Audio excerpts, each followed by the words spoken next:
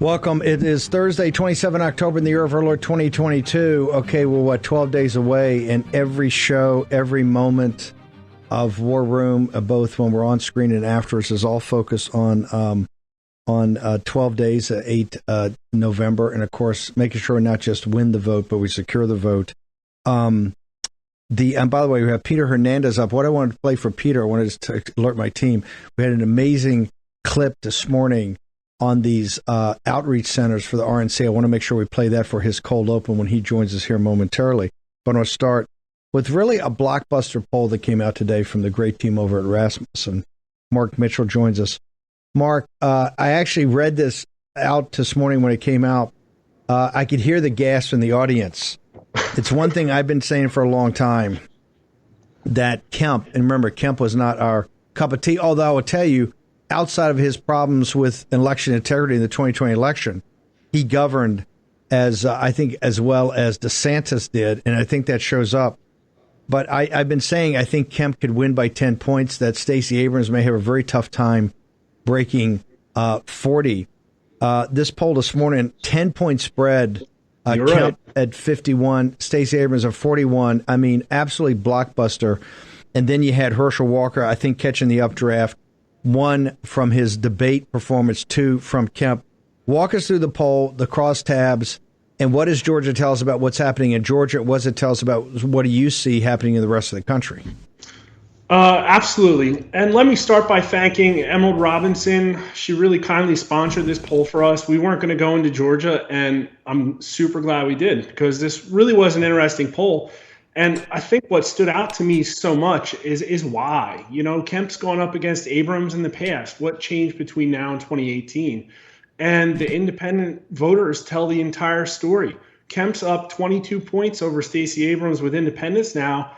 And, you know, according to numbers I saw, he lost independents by 10 points in 2018. So it's, 2 years of economic pain under Biden, and the independents have changed their minds. And that's what you see here. Independence is a large chunk of the electorate down there. So Kemp's over the 50% mark in our poll. That's great for him. And what we had, Walker 48 to 43, pretty close, within spitting distance to the 50% mark.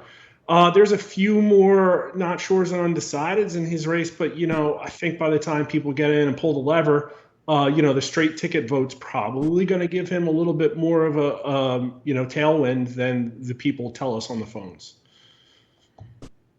Look, nonstop, the two things you hear on mainstream media over the last 48 hours is not Fetterman's machine meltdown in Pennsylvania, but Dr. Oz's response on abortion, which was a standard response. The other thing you have, because they connect these two stories, his response on abortion and another Herschel Walker story. Do you believe, given the strength of Kemp, and particularly the strength of both of them with independents, that these stories right now on Herschel Walker, do you think they'll have much impact? Do you think because of early voting and it just being baked in, that just to be another media story? Well, we asked about early voting in this poll. And of course, once again, what really happens in real life doesn't always necessarily match what people tell us in a poll. But a ridiculous number of people in Georgia specifically intend to or already did early votes. The numbers, I think, around 60%, with a good chunk of not sures and less than 30% of people voting in person on election day. Now, of course, plans changed. But, really, Steve, I don't know how much these news developments are really changing people that much if they haven't had a chance to look around and make their decision about, the GOP is up 10 points in the generic ballot in Georgia. It's not just the candidates, and especially on the Democrat side, too. We talked in Pennsylvania about how that poll was a bit of a head scratcher because there's, clearly some problems with Fetterman as a candidate. But then you go through and look at the issues in the poll and how Democrats respond on the issues, and you get 43% of people saying that the economy is very important for them or something. Democrats, they're not acknowledging those issues. The only issue that's driving them, the one that's very important for them, is abortion at 74%. So the Roe v. Wade decision happened. it's what's driving Democrat voters, the extent to which anything is. Like literally none of the other issues in Georgia or PA are driving the Democrat voters. And I don't imagine it's less so with the Republicans, but with the Republicans, all of the issues are driving them. Like every single one. Gas prices, violent crime, inflation, drug issues, and illegal immigration. That's what's getting them to the poll. And that brings me back to all of the other election indicators that now are pointing to Republican wins that were not there in 2018. You know, a large portion of the Democrat electorate in Georgia is African American. The Democrat Party made a conscious decision to put not just J6, but insurrection, the end of democracy, all of it front and center. In fact, until the Roe v. Wade decision, the Dobbs decision, abortion wasn't even an issue, and that happened in June. Is your polling showing that was an epic fail, that the Democrats just picked a wrong issue, not just for the citizens of Georgia, but for the African American community, that they have more practical concerns, that this theoretical concern about the end of democracy, insurrection, J6, the committee that was on television all the time, that looks like it didn't resonate. Was that a bad strategic decision by the Democrats? I don't want to get into the strategy. I'll tell you what I saw with the numbers. So repeatedly over months, we've been going out and testing every single one of these issues. I think we have 15 issues for the midterm elections, from the ones that I mentioned before to, the illegal immigration, abortion issue, Ukraine war, LGBT issues, and all these other things. And what you see on the given nightly news broadcast made it nowhere into the top 10, right? Like the top ones were violent crime, inflation, gas prices, and then, believe it or not, election integrity, which doesn't really show up on any of the pollsters' lists for some reason, and illegal immigration high on the Republican side and not necessarily high on independents, but otherwise independents and Republicans, same thing, the same lists, the same orders, and independents a few less points, like 10 points less, and then Democrats, abortion pops up in there in the list, but at a nationwide level, they care about these kitchen table issues too. None of those other issues ever really popped into the top 10 at all, like ever. Ukraine, like not really. COVID hasn't been there all year, except for abortion. So there was a period of time where abortion popped up into, I forget, number 5 or 6, and it was driven primarily by Democrats, but also by independents too. And it just sort of sliming its way back on down the list. And it's right on the top of the list in these swing states for Democrat voters. The extent to which they're more motivated to vote now than they were before, it's because of the abortion issue. I think that's made them forget about all of the other issues. But it's like, I don't think it's going to move the needle because, once again, all of these indicators point to a strong Republican turnout now. Did they a month or two ago? Not to the same extent, but things have happened since then. Time's passed. Stock markets have gone down. It's a different situation. The generic ballot at plus 10 in Georgia now for the Republicans. In the independents, I just want to make sure, is it Kemp up 22 and Walker up 17? I just want, what are they up individually among independents as candidates? Kemp. Yes, independents, Walker. Oh, Walker? Walker's beating Warnock. Kemp and Walker. Kemp's 49 to 35. Walker versus Warnock among independents. And Hispanics, 52 versus 38. So Walker's doing great with the Hispanic vote. Believe it or not, it's one of the areas versus Kemp where he's outshining. For Kemp is up 49 to 32 over Abrams among independents. Huge, because once again, 4 years ago he was down 10. So that's. I want to go to the Stacey. I mean, those numbers are. How do you even describe those numbers? Those numbers have come and they've been building, but they've now exploded. That we have Hispanic community, which is a high priority for the Democratic Party. You have the independents, which they're always making inroads into the independents. What do you say caused that? How are we in a place where Kemp is 10 points over Stacey Abrams? And people have to understand, On MSNBC in particular, she's like a host. She's not even a co-host. I'm sure she's raising tons of money, and she's raised tons of money. I mean, she is by far the number one candidate of MSNBC, and that's a very powerful apparatus. She's by far the number one. They've got a lot of favorites with, Katie Hobbs and Whitmer, and there's a number of favorites they got. But by first among equals is definitely Stacey Abrams. So with that media apparatus and backup, and she's kind of become a cause. How are we seeing numbers, a 10-point spread, but then you look into the crosstabs, it's even brutal in the Hispanic community, the independent community. I mean, how did that happen? So I can't point to any one particular number, but I'll give you some anecdotes, right? This is our first poll in Georgia, and most of our polling is at a nationwide level. And to be honest, the movement in the Hispanic vote is usually not the top headline, although there's been movement. Biden is underwater with Hispanics and approval rating. It's been getting worse. But I'll tell you this. We poll on things like, here's an example. If you look at the news, you'd think, well, pretty much, 90% of American voters are pro-choice. Everybody's super cool with abortion. I mean, like, this is what, watching MSNBC and CNN, that's the takeaway, right? And when we ask that question of American voters, are you pro-choice or pro-life?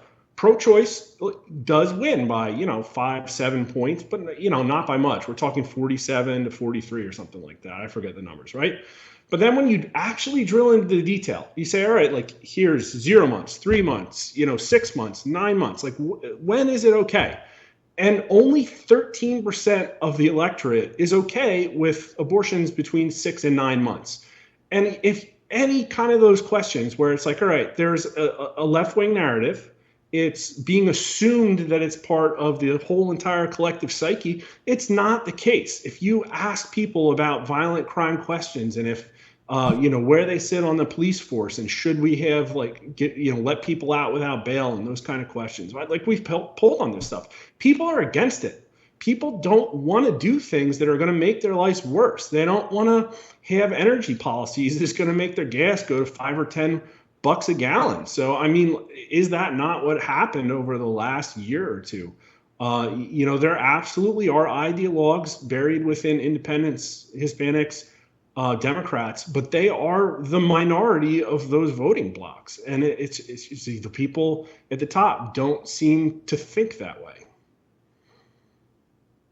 Mark, you guys have done extraordinary work here over the next couple weeks. Can you give people a heads up or any other states you're working on? I know you do your daily tracking. Anything you're seeing on the daily tracking? Is any other things we should pull out before we let you go? You've become really an audience favorite. Thanks. I'll give you a rundown of a couple really cool things. We're going to probably try and get into Arizona next week, and then I don't know if we're going to be back in any of the states. But I looked at the generic ballot numbers this week so far. The number is going to be back up again tomorrow, back to a pretty sizable and comfortable Republican lead. So from that perspective, Republicans have the momentum. Biden approval is coming down again. So that's also in the Republican column. I mentioned last time I was on your show that among people very excited to vote, Republicans still have a 6-point edge. But there's one video I just cut yesterday, which is a really interesting one because 2018 was hard to predict, right? It was in dead heat in the generic ballot, right? There was reasons why Republicans had momentum. Trump had turned the corner and had a higher approval. But at the same time, everybody was kind of really down on the Republican Congress. Voter enthusiasm was equal across parties. It was a tough one to predict. But when you go back and look at all the questions that we asked, there was really one that stood out as saying, all right, well, the Democrats gained in the House and they had a lead in this particular question set. So we asked voters, how important, this is in 2018, how important is it that GOP keeps control of Congress? And only 51% of voters said important. And then we said, how important is it that Dems win Congress? And 55% important. But they had an 8-point lead among people that said very important. So Dems were up 8 points over Republicans in that question set in 2018. Well, we asked that same set of questions last week, and now Republicans are up 14 points over Democrats with that same question set, flipped. Wow. And they're up 12 points among those who say it's very important. So voters are 12 points more likely to say it's very important that the GOP wins the House, then the Dems keep control of the House. And then the numbers among independents are even crazier. It's 19 points among independents who say it's very important that Republicans win control. So, I mean, if that continues to be predictive. Hold on, hang on. You're saying that in your polling, that even independents are higher than Republicans on very important to take the House? No, that was total voters. 12% more voters say that it's important Republicans take control than the Dems keep control. 19% more independents. But the 19, but that's a huge number. 19% for independents is a blowout number, right? Yeah. Wow. A ticking time bomb for the Democrats. Mark, I know you're up on YouTube. I want to make sure everybody gets to where they can find you. Your information is incredible. Rasmussen is incredible. Where do people go? Go to our website, sign up for free daily updates. Please subscribe on both YouTube and Rumble now. All the videos are the same, so take your choice. And you should go and follow us on Twitter now if you haven't, because things might be changing a little bit on Twitter, knock on wood. We'll see. Elon Musk now looks like in control. Mark Mitchell from Rasmussen, thank you very much. Appreciate it. Thank you, Steve. Want to make sure we push out again into the Rasmussen poll on Georgia. It's absolute blockbuster. Brian Kemp, 10-point spread over Stacey Abrams. The cause that is Stacey Abrams, 10-point spread. Herschel Walker winning by 3. Remember, we all got to deliver, particularly people in Georgia. You got to get out. You got to get everybody out to vote. You got to secure this vote. But clearly, the momentum looks like it's there. One of the most blowout numbers there is the Hispanic community coming to the side of Kemp, coming to the side of Herschel Walker. Herschel Walker is actually outdrawing Kemp in the Hispanic vote. This is blockbuster news coming out of Georgia. Let's go ahead and play the cold open. I want to play this very important segment about the RNC from NBC News, who are not fans. Let's play it. I want to bring in then Peter Hernandez. With diverse communities more than ever. It's all part of a multi-million-dollar strategy by the RNC to shift the margins among non-white voters just enough. Why did you all decide as a party to invest in these brick and mortar sites instead of, for example, putting that money in ads, social media, television, radio? Because we have done that, and we're not refraining from doing what we used to do. We're doing just something additional. It's a plan the RNC says is working. While Democrats still have an advantage among Hispanic voters, recent polls found a 14 percentage point swing towards Republicans since the 2020 election, with a similar shift to the right among black voters. I'm Carrie Lake. As governor, I will issue a declaration of invasion. This while Republican candidates across the country focus on the border and immigration as central campaign issues. You know, we've seen dozens of ads and interviews from Republican candidates calling southern border crossers, for example, an invasion. So are these centers enough to counter that type of rhetoric? Okay, that rhetoric is wrong. We're not against immigration. It's not that we hate the people that is in the other side of the border. It's that we love the people that is in this side of the border, and we have to protect them. One of the fascinating things about these centers is how inconspicuous they are. Here at this shopping mall, there's a beauty salon, there's a dentist's office, there's an urgent care clinic, and it's that low profile that has some progressive strategists concerned. Does it make me feel good that they're doing it? No. Is it going to be super effective? I hope not, but it's still worrisome for Democrats to see Republicans showing up in neighborhoods that used to be safely ours. A strategy Martinez says he hopes will continue through Election Day. Is it working? Have you seen more people come to the doors, fewer people come to the events? I have seen more people come through and everything. They want to see change. All right, so we do want to make clear that those polling shifts to the right cannot be directly attributed to any one thing, but Republicans do believe that these centers are a key element. We also reached out to the Democratic National Committee, who acknowledged that they have not chosen to invest in these particular kinds of community centers, but instead they pointed to a 7-figure investment in Spanish language ads in key states and similar level of spending on messaging towards black voters in print and on the radio. And they also pointed to decades worth of voter outreach programs for both communities, adding in part in a statement, the RNC's community centers will not be enough to hide the Republican Party's extreme plans to ban abortion, make health care more expensive, and gift corporations and the ultra-wealthy tax giveaways. A sign that really neither side is leaving anything to chance when it comes to reaching these voters. That is so fascinating. I don't think anybody's aware. A lot of people are not aware watching the show what's going on. I was saying we had Okay. Pete Hernandez out in California running against Zoe Lofgren, an old battle axe. Pete, talk about the outreach. We've seen it happening in Georgia and South Texas. What's happening in California? And I don't know if the Democrats' messaging is right when the first line they put about the counter is to say abortion. I'm not so sure abortion plays well to the traditional Hispanic community. Give us your assessment, sir. Well, thank you for having me back, Steve, and thank you to the War Room Posse. So the boots on the ground that I'm seeing has nothing to do with getting into the weeds with abortion. The reality is that's a personal issue. But when it comes down to the breakdown of our communities, you're basically seeing just more of a desire for them to understand how these basically very leftist policies are destroying our community. It's like the boiling frog element, where slowly but surely they're seeing a degradation of their freedoms. And I think what you're highlighting is the reality that now the Latinos are being woken up. We just had an all-American Latino event. It was really well attended. There was a lot of excitement in the room, and it was 6 very influential Latinos in their respective backgrounds. And so they basically are talking about the issues because they're actually, like Anthony Cabalsa, for example, who's been at the border. He's a proud Mexicano. He cares about his community. And now he understands the issues better to be able to educate and articulate those things and really just give them the truth. And the people are hungry. And that's the biggest thing that's standing out is the Latino community. The American community is hungry for the truth. And that's why people are shifting.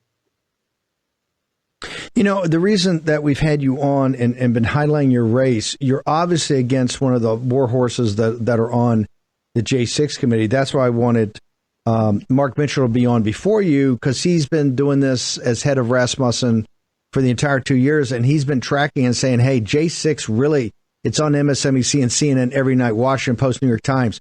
It is literally not even, it doesn't even fog a mirror as far as their polling, and it has been like that for over a year.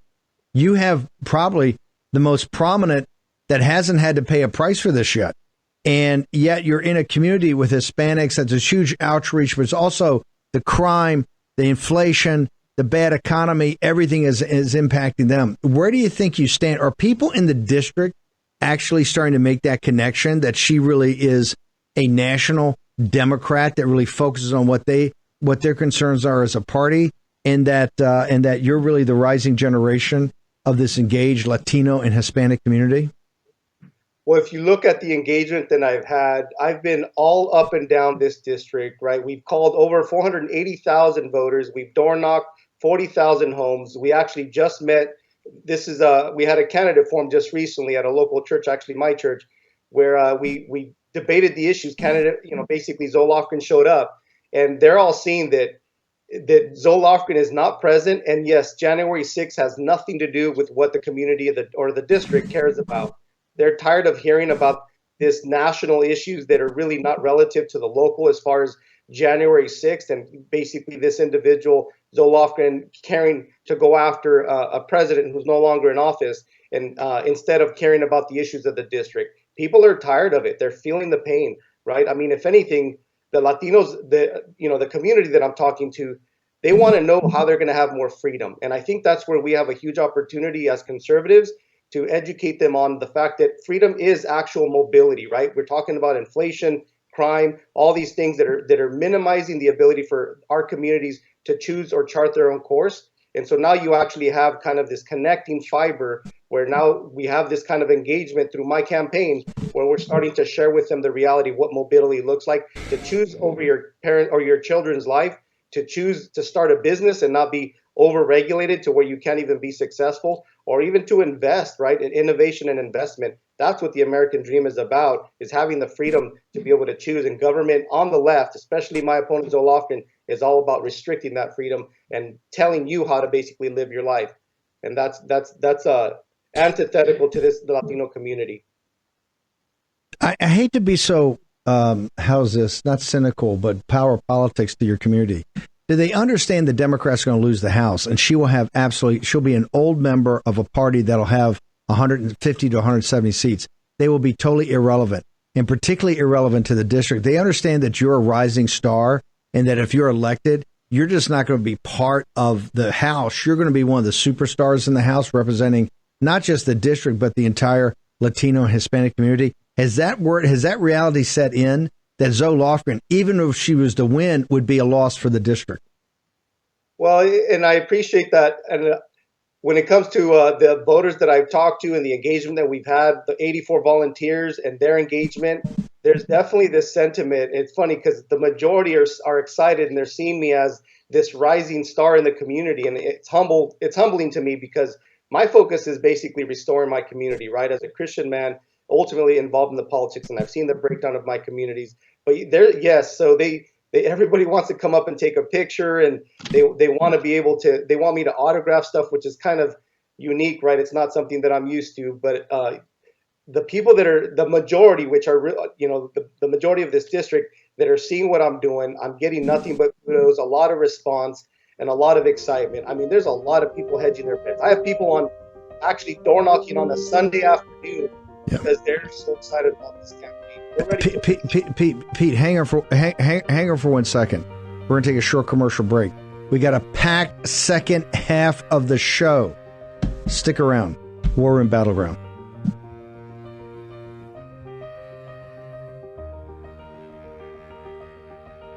War Room Battleground with Stephen K. Bannon. Okay, welcome back. You're in the War Room Battleground. Pete, what's your social media? This is a race that's become very, very evident to people in the district that the Democratic Party is losing nationwide, and a vote for Zoe Lofgren is a vote for no power and no representation, right? Even if she was to win, it'd be irrelevant because in the minority, the way the House rolls doesn't make a difference because you either got a choice between Pete Hernandez, a rising star, or oblivion. It's just reality. If Zoe Lofgren was to win, they're only going to have 150 seats in the House. They're going to be out of power for a decade. So the district has to understand something. You're not going to have any representation for a decade or longer. That's reality. And I can show people in the district any set of numbers that will back that up. Pete, how do people get to your site? How do they find out more about this campaign? Because this is one of holding Zoe Lofgren accountable for what she has done to that district and what she has done to the country. So it's HernandezForCongress.com, Steve. To touch on your point just really quick, it is the reality. Brand new district, everything south of Gilroy, which is basically the old 19 now expanded basically all the way down to King City, San Ardo. So if you look at the district, you have 3 brand new counties. Those 3 brand new counties are majority Latino, they're rural, they're middle class, they're agricultural. They're everything that I am and she's not. I am Congressional District 18 and the community knows it. The conservative values are taking over because we're connecting the dots to these bad policies and what true freedom looks like, what real representation looks like. HernandezForCongress.com is my website. Please donate because we're hitting it hard. We're carpet bombing this district basically towards the end of this thing with media, TV, radio, and we need your help to finish strong. Thank you. Thank you. Fantastic job, Brother Hernandez. I've got Phillip Patrick on. I want to talk about the economy. I want to talk about this GDP number today and still the horrific economics that we're dealing with, the bond market, the stock market, all the different assets. Biggest increase, the 30-year mortgage is now over 7%. Good luck if you're under 35 years old buying a house. But I've got to go something very disturbing. It's not just the 20th Party Congress that should have everybody on edge of what she did. It's not simply today Putin's speech that basically says we're permanent partners. Taiwan is part of, as we're reclaiming Ukraine, they're going to reclaim Taiwan. It's not even all that in the danger. The red lights are flashing. It is the weakness of the West and particularly the Catholic Church. Right here, we're covering Bolsonaro nonstop. Right, we're covering Bolsonaro nonstop. Financial Times today has this massive story about Bolsonaro and this dead heat with the radical Marxist Lula down in Brazil. And what is it based upon? Is it based upon evangelical Christians?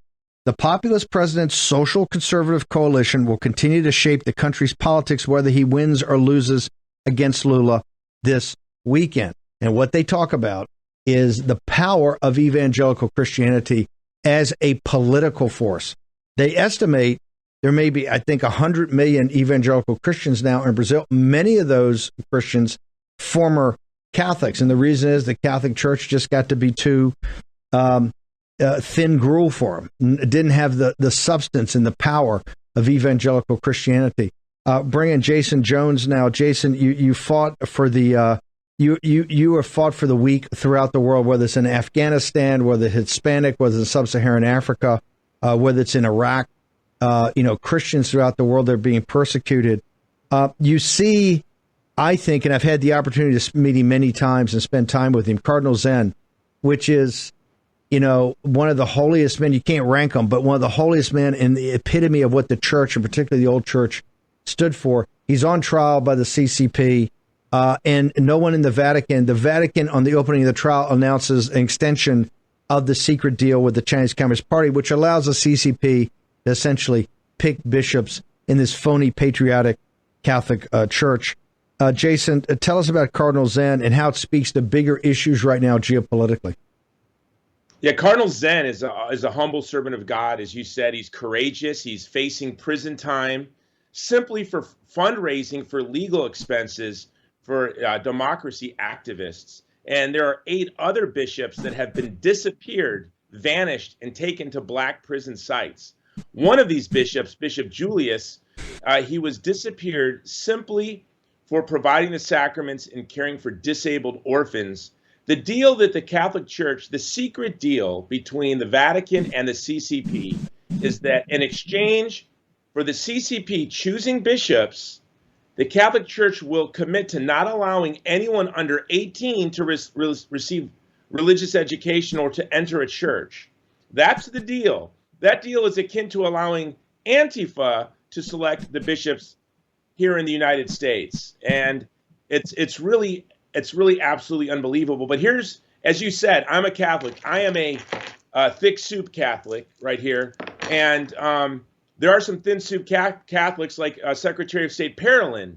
But the irony and mystery of the church is 100 years from now, there will be icons of Cardinal Zen for sale and little trinkets at Vatican shops, and no one will remember the name Parolin. And I truly believe, as you know, and thanks to your work in the White House, I've been advocating for the Uyghur now for almost a decade, the ethnic minority Muslim population, 3 million of them in prison, being carved up for body parts. Cardinal Sarando from the Vatican went to one of these human trafficking, organ trafficking conferences and came back and said China's the best example of Catholic social teaching in action. So it really is horrific. But I believe that the string, this thread of disappearing our bishops, smashing our churches, Steve, they are smashing churches, ripping out crucifixes from our churches and replacing them with surveillance cameras. They are disappearing Catholics across the country, including some of the most prominent Catholics like Jimmy Lai. I know, Steve, it's unimaginable in this country to think that the government would be used to persecute prominent leaders. We were told when we gave China MFN that they would become more like us. And as you know intimately, we are becoming more like them. As a Catholic, I have no deal with the CCP. I am committed to defeating the CCP. Yes, Steve. Look, you are one of the great fighters against the Chinese Communist Party in both defense of the Uyghurs and defense of Christians, the underground house church, which is evangelical, the underground Catholic church.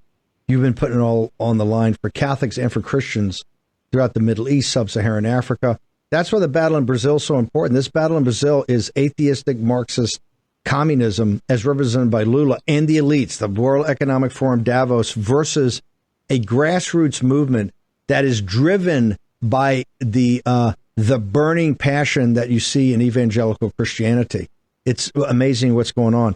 Here, Jason, the Catholic Vote people, I think it's Catholic Vote, just put $2 million into ads that says, and it goes against, and I had a chance to talk to a Catholic identity group called Catholics for Catholics, or Catholics Vote for Catholics, down in Arizona about 2 weeks ago. They're saying, hey, all the Democrats, I think it's in Arizona, you got Kerry Lake and all these people that are for all the traditional beliefs of the Catholic Church, but their opposition are all Catholics, including Katie Hobbs, who's the most radical abortion people. She doesn't believe there should be any controls over abortion. She's not just a Catholic. She is a product of Catholic education. I think she went to grammar school and high school in a Catholic situation. What is, and by the way, the Catholic Vote people said we need to take out the trash. I think that was their comment, and they're focused on Pelosi and some of the senior members. We got a couple of minutes left with you. Tell us your assessment of that, sir. Yeah, we have the patriotic church here in the United States, don't we? That has conformed to the spirit of the age, that bows before the gods of the city. But Jesus Christ, as a Catholic, is king. And as a Catholic, it is my job to serve the vulnerable.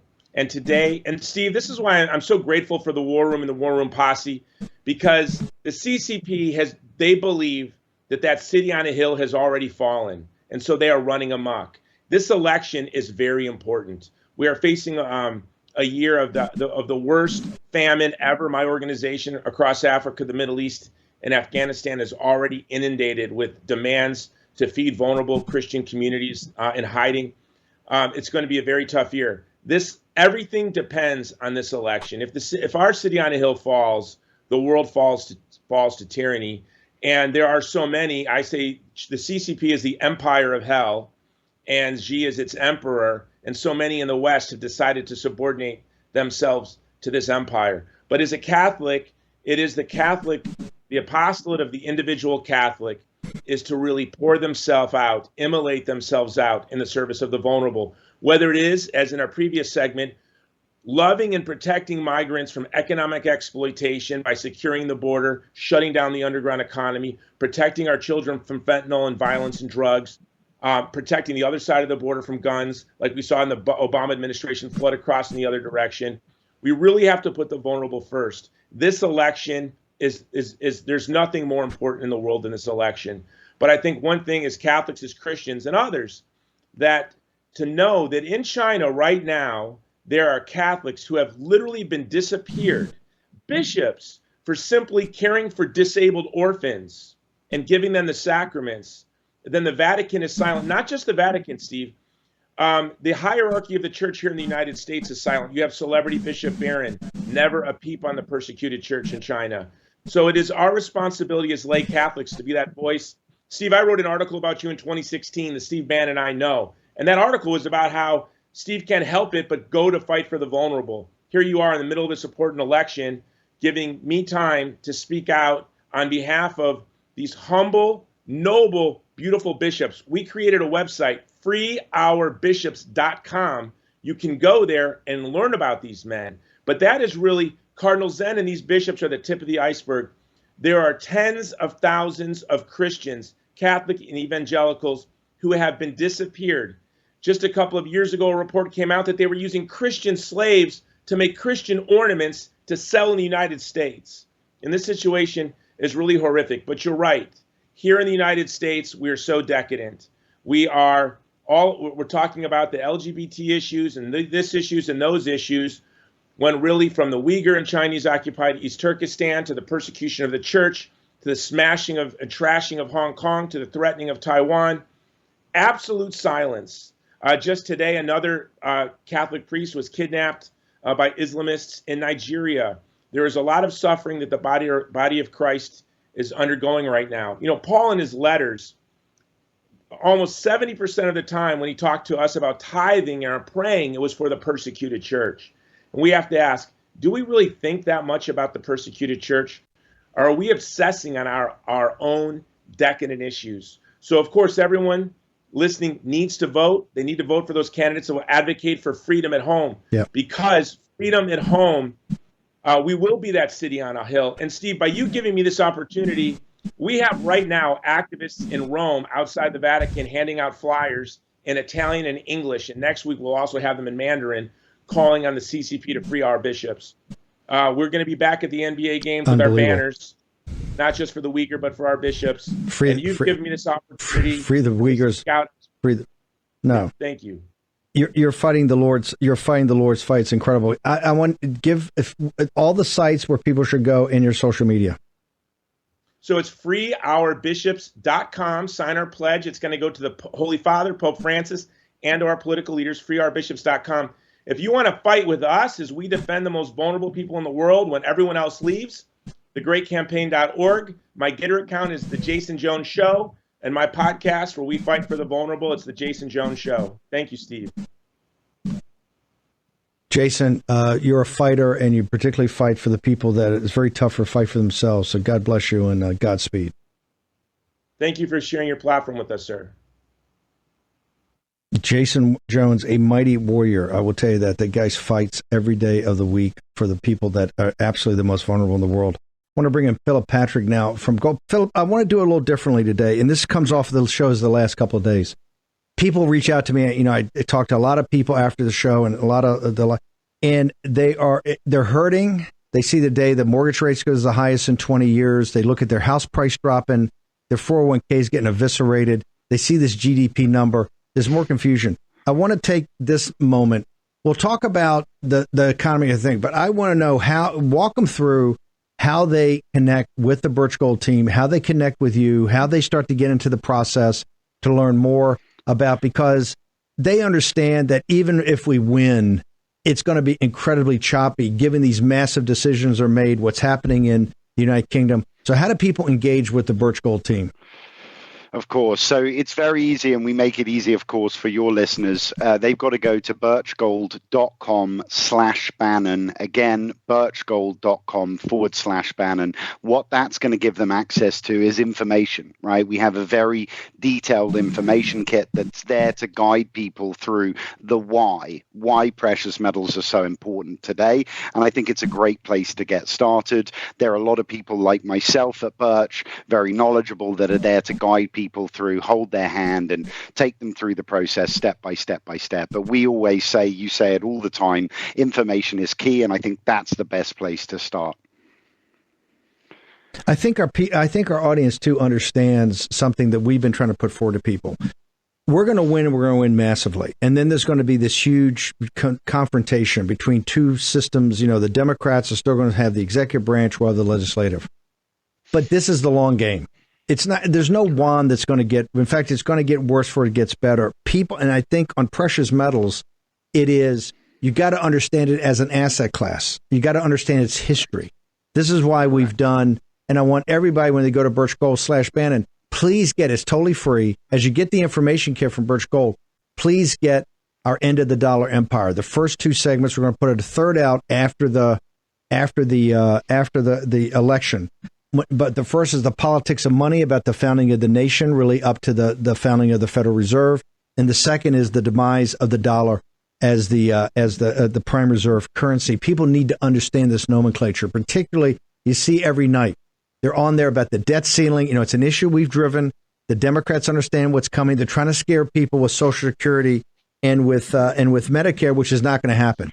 But there has to be changes. And you know this, Phillip. As a financier and a guy that understands capital markets, we just can't continue to print free out money, can we, sir?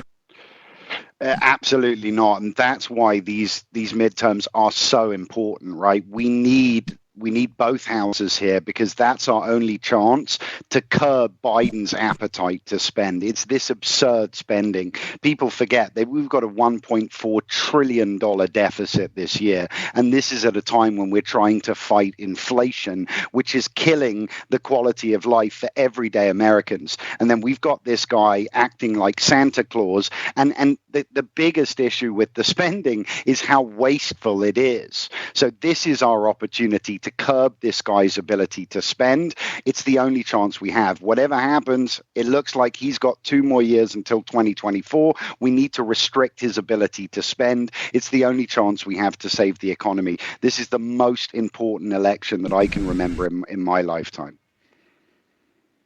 You agreed that if we don't win this and put some constraints on this, I actually say end his regime on the evening of the 8th, but minimum, put some strict restrictions on this. You see the economy and the capital markets and the financing ability of the United States to be gone? Absolutely, yes. Listen, in 2024, if we get Trump, God willing, he's going to be able to put us on a much, much better trajectory. We saw the Trump economy. We saw how good that was. But we don't want to leave him an unsolvable problem, right? 2 years with the Democrats in power, spending as they want to spend. It's going to be a very, very tough situation. Again, this is the most important midterm election I can ever remember. Yes, I believe it. We have to stop it, and we have to stop it now. How do people get to and follow you on social media? I follow you on Getter. I don't know if you're going to also go to Twitter now that Elon Musk is in charge, but I know your Getter account is fantastic. How do people get to you there? Of course, it's at Phillip Patrick on Getter. Again, that's at Phillip Patrick. I'm trying to put out as much content and much educational stuff as I can. I hope it's helping people, but that's how they can reach me. Also, Birch Gold, one more time for people to get the information kits and everything you got. You guys got an array of things, 401ks.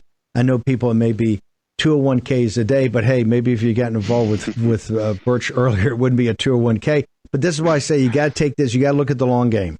So where do people get the information? Very simple, birchgold.com/Bannon. That's going to get them not only access to our precious metals investment guide, but also the dollar report that you wrote, which is fantastic. They can get all of the information, birchgold.com/Bannon. I want to thank you, Patrick. Phillip, we're going to have you back. At another time. Talk about this GDP number today. How it was juiced by how the bond market ain't buying it. Right? That's a nonsense. They looked and they're not saluting. Phillip Patrick, Birch Gold. Thank you so much. Thank you as always, Steve. Okay, as you know, these shows are getting even more intense, more urgent, and the reason is that we have a major date in American history. We have your rendezvous with destiny. That would be the deplorables. That would be MAGA. That would be the America First movement. We're 12 days away every day throughout the day. We're going to be pounding it. We're going to be up on Getter Live. We're going to be announcing a bunch of Getter Lives. Make sure tonight you go to Maureen Bannon and over to Grace Chong. They're going to be with the one and only Royce White about alpha versus beta males. You're not going to miss that. Plus, I think there's going to be another debate in Alaska tonight, Kelly Chewbacca at 11 p.m. Make sure you go there. See us back here tomorrow morning at 10. It's going to be nonstop for the next 12 days, both how we win the vote and how we secure the vote. Nonstop in the War Room. We'll see you tomorrow morning at 10 o'clock. And of course, I'll be in and out of these Getter Lives all throughout the evening.